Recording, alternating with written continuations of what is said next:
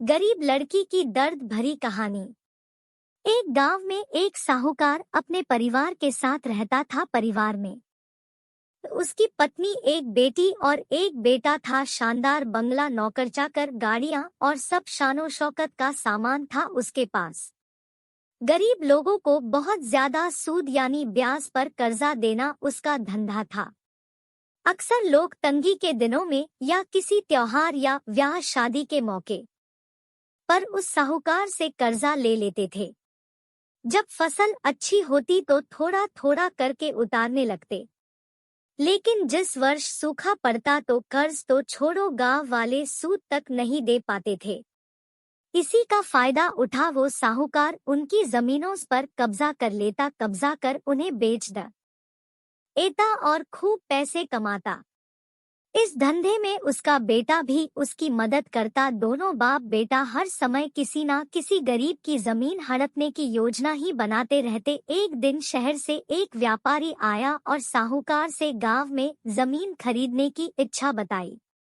साहूकार की खुशी का ठिकाना ना रहा। घर बैठे बिठाए जमीनों का ग्राहक मिल गया। साहूकार ने उस व्यापारी को बहुत सी जमीनें दिखाई जो उसने कर्जे के बदले गांव वालों से हथिया ली थी, लेकिन उस व्यापारी को कोई भी जमीन पसंद ना आई। गांव में घूमते हुए व्यापारी को एक जमीन का टुकड़ा पसंद आया। उसने साहूकार से उस जमीन के बारे में पूछा तो साहूकार सोच में डूब गया। असल में वह जमीन तो एक बिन माँ बाप की लड़की की थी जो वहां पर रहती थी। उस लड़की के माँ बाप ने साहूकार से 20,000 रुपए कर्ज लिया था, मगर उसे चुकाने से पहले ही उनकी मृत्यु हो गई। बेसहारा लड़की की हालत देख गांव की पंचायत ने साहूकार से उस जमीन पर कब्जा न करने को कहा। भला पंचायत की बात कैसे टाल सकता था साहूकार, मगर दिल में हमेशा ही उस जमीन पर कब्जा करने की बात सोचता रहता था। आज व्यापारी की इच्छा सुन उसका लालच बाहर आ गया था और उसने जमीन पर कब्जे का मन बना लिया। कर्जे के सारे कागज ले वह उस लड़की के घर पहुंचा और कर्जा वापस करने की बात कही। जब लड़की ने अपनी दुर्दशा बताते हुए और समय मांगा तो साहूकार ने कब्जा करने की धमकी दी। कब्जे की धमकी सुन वह लड़की पंचायत के मुखिया के पास गई और उसकी जमीन को बचाने की दुहाई लगाई। सारे गांव में यह बात आग की तरह फैल गई कि साहूकार उस बेसहारा लड़की की जमीन पर कब्जा करने वाला है। यह बात उड़ते उड़ते साहूकार की बेटी के कान में पड़ी।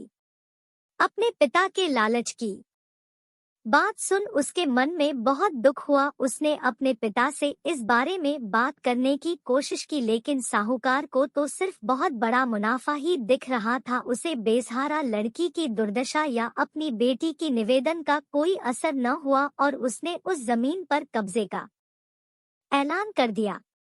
साहूकार की बेटी ने भी जिद पकड़ ली कि उस लड़की की जमीन पर कब्जा न होने देगी, पर अपनी एक न चलती देख उसके दिमाग में एक योजना सूझी।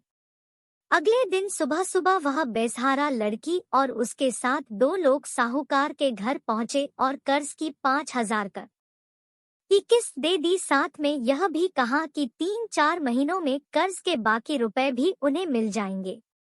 रुपया देने के बाद रसीद ले सब चले गए। चूंकि अब किस्त मिल गई थी इसलिए पंचायत ने भी कब्जा नहीं करने दिया। साहूकार बहुत परेशान था कि आखिर उस लड़की के पास इतना सारा रुपया कहां से आया। कल तक तो वह दाने दाने को तरसती थी और आज 5,000 रुपया दे गई। कुछ भी ना समझ आने पर उसने गांव वालों से भी पूछताछ की, लेकिन कोई भी रुपयों के बारे में नहीं जानता था। कुछ दिनों बाद वह लड़की फिर 2 गांव वालों के साथ आई और कर्ज की बाकी रकम चुकाकर रसीद और कर्ज के सारे कागज ले लिए। साहूकार परेशान हो गया कि आखिर इस लड़की के पास इतना धन आया कहां से। इस तरह कुछ दिन और बीत गए। एक दिन साहूकार को खबर मिली कि उस बेसहारा लड़की ने अपनी जमीन बेच दी है। कुछ कर तो सकता नहीं था, लेकिन उत्सुकतावश जाकर देखा तो चौंक गया। जमीन पर एक बोर्ड लगा था। उस बोर्ड पर जमीन के मालिक का नाम देख साहूकार की मानो सांसें रुक गई हो। मालिक के नाम के आगे लिखा था उसकी अपनी बेटी और उस लड़की का नाम। वह दौड़ा हुआ घर गया और बेटी से पूछा कि यह क्या तमाशा है। तब उसकी बेटी ने उसे बताया कि उस गरीब लड़की की मदद के लिए उसने अपने सारे गहने बेच डाले ताकि उसकी जमीन आपके कब्जे से बच सके, लेकिन जमीन आपसे छुड़ाते ही उस बेसहारा लड़की ने उदारता दिखाते हुए आधी जमीन मेरे नाम कर दी। बेटी ने उसे समझाया कि आप तो उस लड़की का आखिरी सहारा भी छीन रहे थे, मगर उस लड़की का बड़पन तो देखो, उसने जमीन छुड़ाते ही मेरे गहनों के बदले अपनी आधी जमीन मुझे दे दी। यह सब सुन साहूकार को शर्मिंदगी महसूस हुई और उसने भविष्य में कभी किसी की जमीन न हड़पने का वचन दिया। दोस्तों, गरीब लड़की की दर्द भरी कहानी को पढ़ने के लिए धन्यवाद। दोस्तों, अगर आपको हिंदी कहानियाँ पढ़ना या सुनना पसंद है तो हमारे चैनल को सब्सक्राइब करके हमें सपोर्ट करें। धन्यवाद।